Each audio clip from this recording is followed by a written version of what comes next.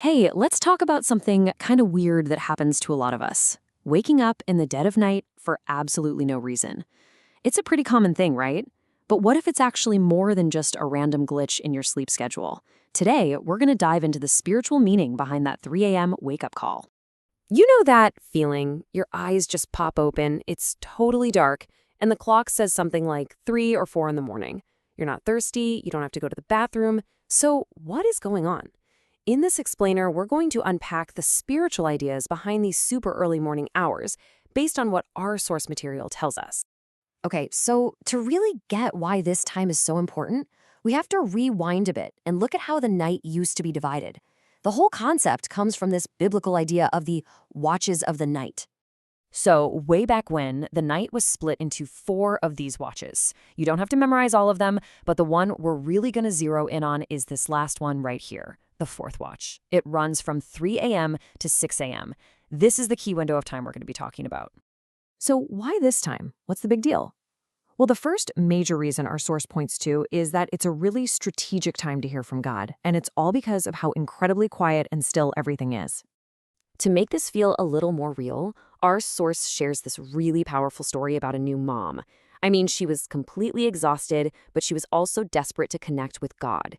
So she decided to offer up the one thing she wanted more than anything, her sleep. She literally said to God, "You can wake me up if you want to talk." And guess what? It started happening. The first night, she kind of blew it off, thought it was just a coincidence. The second night, same thing. But by the third night in a row of waking up in that 4th watch, it hit her. This wasn't random. She felt like it was an intentional call. And it makes sense, right? Think about why this time is so perfect for getting some clarity. All the usual noise is gone. There's no traffic. Your phone isn't buzzing. Your to-do list isn't screaming at you. Your mind is quiet. Your spirit is calm from resting. And the world is just still. It's in that unique, quiet space that it can become a whole lot easier to hear that inner voice. This brings us to this idea of a prayer closet. But hold on, it doesn't have to be an actual closet. Our source gives examples like finding some empty tennis courts at 5 in the morning or just a quiet path to walk on. The real point is finding any space at any time where you can have that intentional, totally uninterrupted quiet time.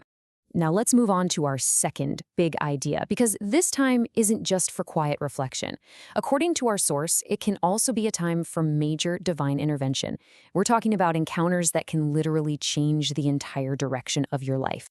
Now, this is where things get really interesting. The source material brings up this fascinating duality. On one hand, this is seen as a prime time for God to move, but on the other hand, a lot of other traditions call this the witching hour, a time when spiritual activity in general is just, well, heightened. The idea here is that this is simply a spiritually powerful time, one way or another. And a perfect example of a life-changing event happening during these hours is the story of Jacob. He finds himself literally wrestling with this mysterious figure, who many believe was an angel, all night long, right until the sun started to come up. And Jacob's determination here is just incredible.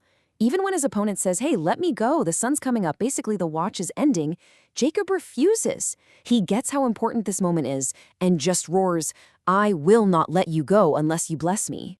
And the results of that fight were huge.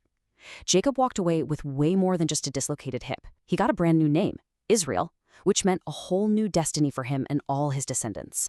And that limp? That was a permanent physical reminder of that incredible spiritual moment. And this wasn't just a one-off thing.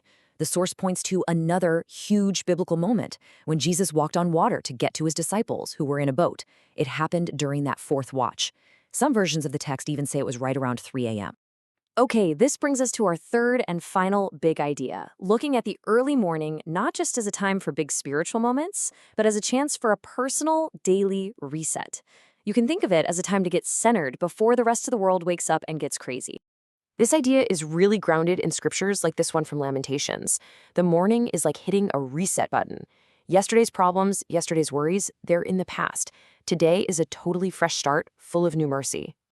And that theme just gets stronger when you hear this famous line from the Psalms. The shift from night to morning is this powerful symbol of moving from sadness to joy, from a struggle to a new beginning. The morning itself is a promise that things can get better.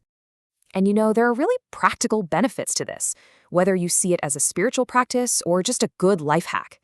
The source points out that people who wake up early with intention often have days that just run smoother. They report feeling more creative, getting new ideas, and being better at solving problems, all because their minds had that quiet time to process and reset. So, as we wrap all this up, the perspective totally shifts, doesn't it? That wake-up call that seems so random and annoying, it stops being an interruption and starts looking a lot more like an invitation, an opportunity. So, what are the big takeaways here? It's really these three things. The fourth watch is presented as a special time to hear God in the quiet, a strategic time for a divine breakthrough, and a powerful time for a daily reset to get a fresh start. And this is a really important point. The goal here isn't to make you feel guilty if you sleep straight through the night. The source really emphasizes that this should be seen as an exciting opportunity, something to actually look forward to. Which kind of leaves us with one final thought. The next time your eyes open in the middle of the night, in that deep quiet of the fourth watch, instead of just trying to fall back asleep, what might happen if you just took a second to be still and just listen? What do you think you might hear?